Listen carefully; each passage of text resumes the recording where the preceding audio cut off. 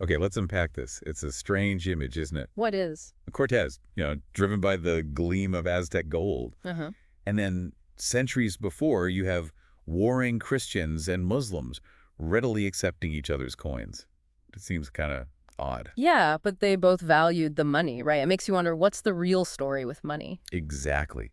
Why this universal fixation on something that, when you boil it down, has no inherent value? That's precisely the enigma we're diving into today. We're going to explore the invention and the far-reaching impact of money, drawing on some fascinating historical insights. So we'll be looking at the reasons behind its emergence. Yeah, why it popped up, the surprising variety of forms it has taken. You won't believe some of them. And its profound and sometimes unsettling influence on how humans connect and organize. Exactly. Because you, our listener, are someone who's curious about the underlying forces that have shaped our world. Right. And believe me, understanding the history of money is like unlocking a secret level in the game of human civilization. It gives you a whole new perspective. A perspective on the complexities we face, and maybe even hints at what's to come. So where do we even begin?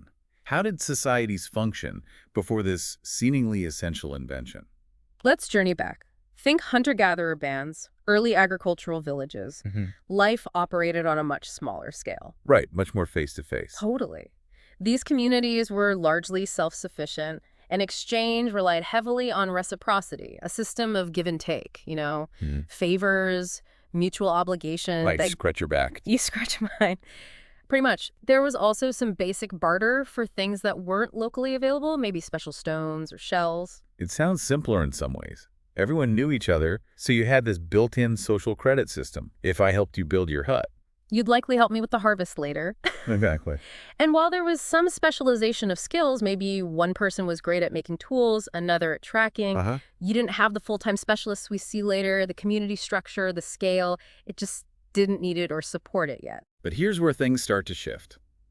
Cities, kingdoms expanding, transportation gets better. And suddenly you can support specialized labor, full-time blacksmiths, weavers, healers, people dedicated to one craft. And different regions start focusing on what they do best, right? Like this village has great soil, so they grow grain and trade it. Absolutely. It's logical, makes sense. Why try to make everything yourself when you can focus and trade? So specialization leads to more efficiency, more stuff overall. Definitely.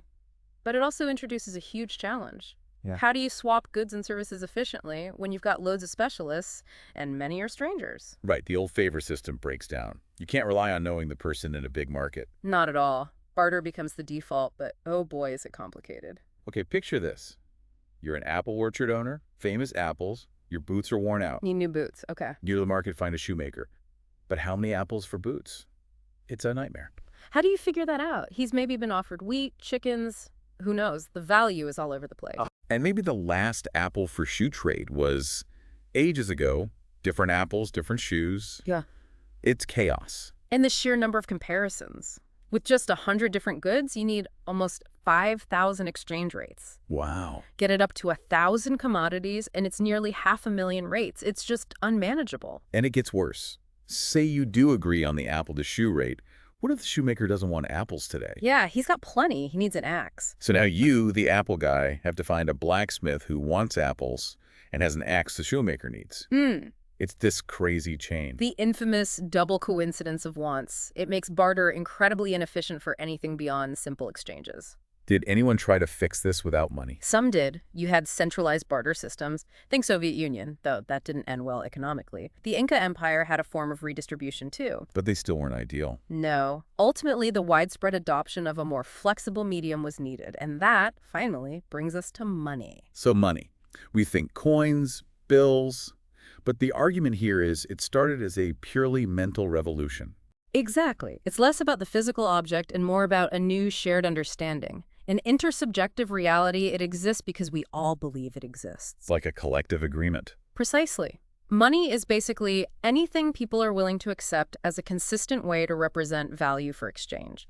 It's a measuring stick, makes trade smooth, lets you store wealth. And the forms it took. Not just metal, right? Oh, far from it. Shells, cowrie shells were used for like 4,000 years across huge areas. Africa, Asia, Oceania. 4,000 years. That's incredible staying power. Isn't it? You could even pay taxes with them in British Uganda in the early 20th century. And get this, in ancient Chinese script, the symbol for cowrie is part of words for buy or valuable. Wow. What else? All sorts. Cattle, animal hides, salt, which was super important, hence salary grain, beads, cloth, even early IOUs, promissory notes. But the cigarette example, in prisons, POW camps, that really drives home the mental part. It absolutely does. Even people who didn't smoke accepted cigarettes. Why? Because they knew others would accept them for bread or margarine or whatever. There was a price for everything. In cigarettes. Yeah, an Auschwitz survivor actually detailed the prices.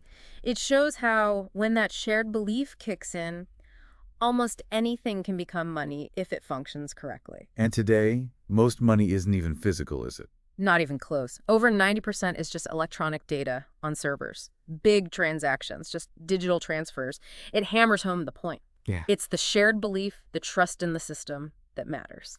So what are the big wins for a money economy? For those specialists we talked about? It's a total game changer. A shoemaker doesn't need to know the shoe to apple rate, the shoe to axe rate, the shoe to everything rate. It's shoe to money rate. Exactly. And they know everyone else wants that money too. It frees them from that awful search for the double coincidence of wants. So money becomes this universal medium. The universal medium of exchange, yeah. It lets you convert almost anything into anything else, potentially. Like brawn into brain. Sure.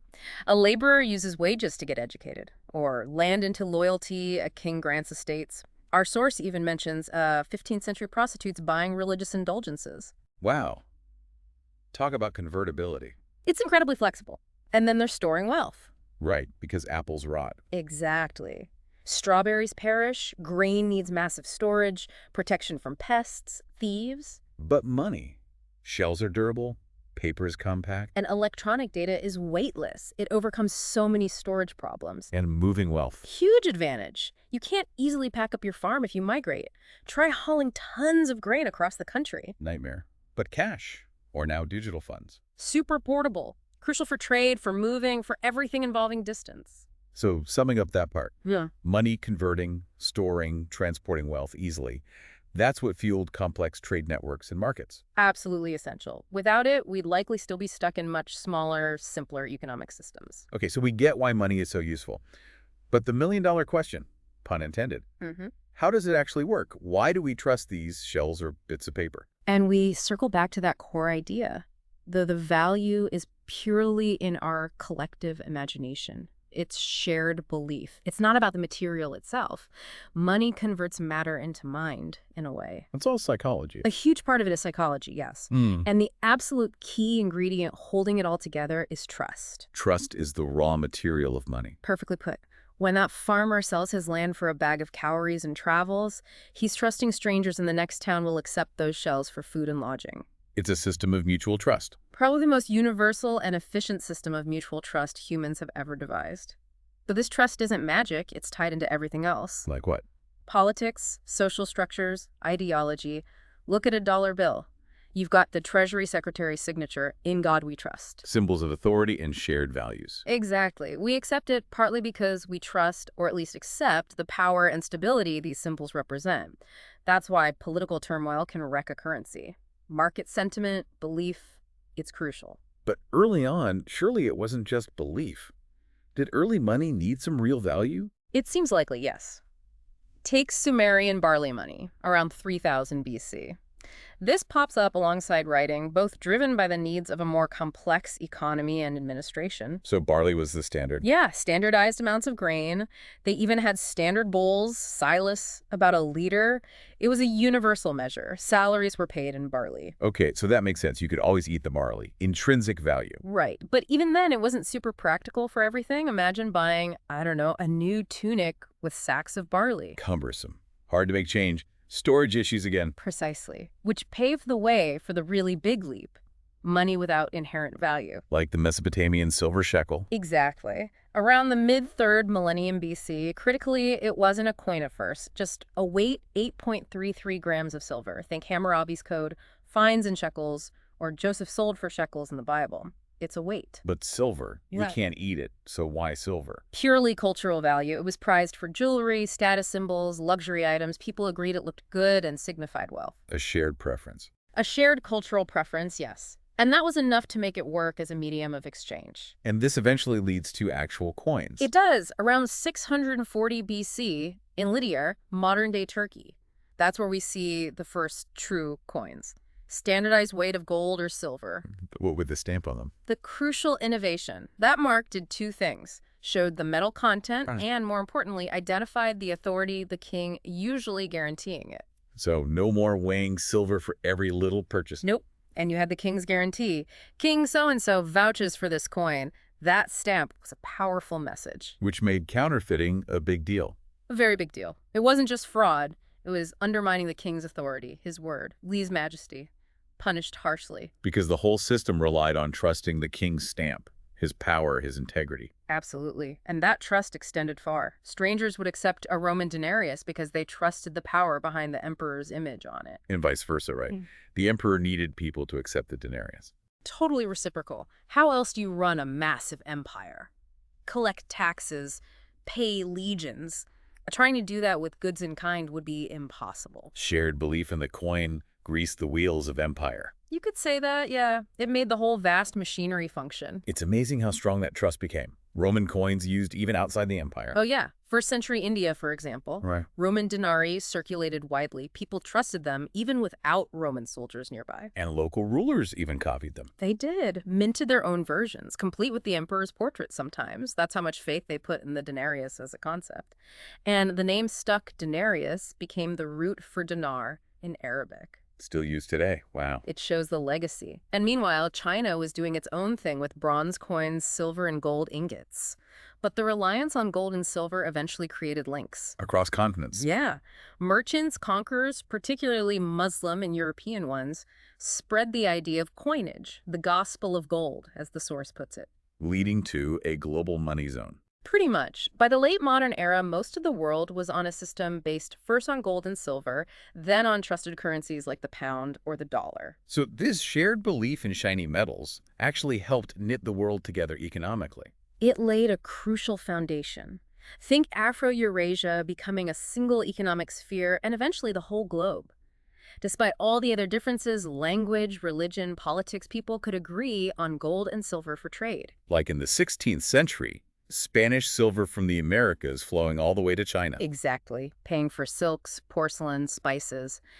That whole global trade network depended on the fact that the Spanish valued silver to buy things, and the Chinese valued silver enough to sell things for it. What if they hadn't? Good question. The whole thing might have stalled. It could have looked very different. It comes down to simple economics, really. Supply and demand. How so?